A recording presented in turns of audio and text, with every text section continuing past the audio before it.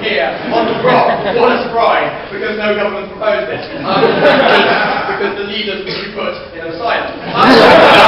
What problems do modern militaries face Mr. Speaker? We say we have the technology to win wars already. The problem is not that our soldiers aren't strong enough, right? The Taliban in Afghanistan aren't sending huge desert Yetis. We're not fast enough, we're not strong enough. That's obviously not the problem, Mr. Speaker. What the problem is in the modern world is somewhat more subtle requirements on militaries, right? No, thank you, because the role of the soldier has changed. We now need effective military-civilian relationships. We now need, no thank you, we now need reconstruction efforts to work really, really well. We need our soldiers, no thank you, to be able to communicate very effectively with local civilians. That's going to be hard, Mr. Speaker, when they can't look at them because if they remove their glossy lasers.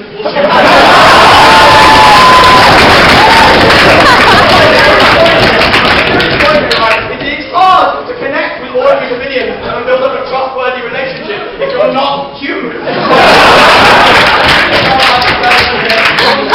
You can't limit this to certain super warriors that you release at certain moments, right? Because once this technology becomes available, all soldiers will obviously want it, right? All soldiers will want to be the best, the biggest, the strongest, the fastest, no thank you. And that's very difficult. It undermines the most important role that soldiers are now going to fulfill in the modern world. We think that's really bad. We think there should be some kind of justification. Necessary. Well, let's get to the chance. Who would win in a fight?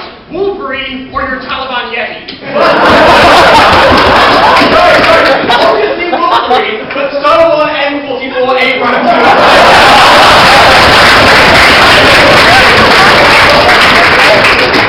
If we did want to improve the combat power of soldiers, why the hell would we do it in this way, right? We spent 40 years in America setting up the most advanced engineering research and development company in the world, right? We're now going to go, nah, screw you engineers, go away. We're going to try probing this guy who's got those nails the size of human beings. No. That's a bad idea. It's just going to work. Like, I'm going to gain anything here. Only one person in this room knows he's going to work at all. That's Tarek, and he's been laughing at the start of the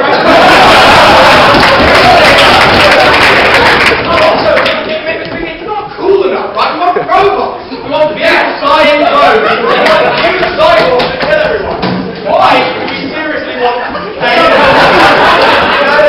there's a reason. Because we want wars with no human casualties, okay? The biggest problem that we face at the moment is that we can't effectively fight wars around the world because we as Western countries are too weak. There is a genuine trade-off in resources. Why are we trying to billions of pounds into a speculative technology that we have no idea if it works, rather than developing weapons that really win modern wars, that really ensure that we can stay in conflict that we currently need? No, thank you. That is a big problem. Yes, no, thank you. But moreover, here's another serious argument, although it might not sound like it. We say that this will countenance the increasing brutalization of warfare, okay? But this is important, and you can tell because my voice gets quiet.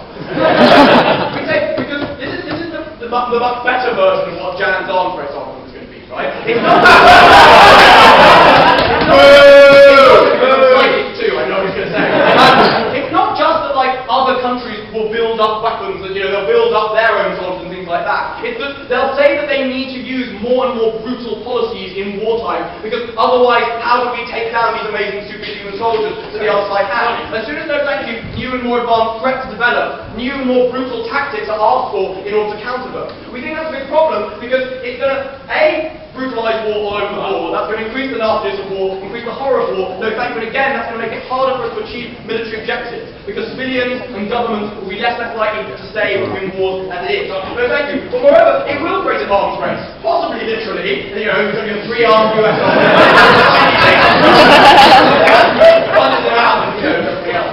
But we also say that the difference. No thank you. This is the problem that Derek had.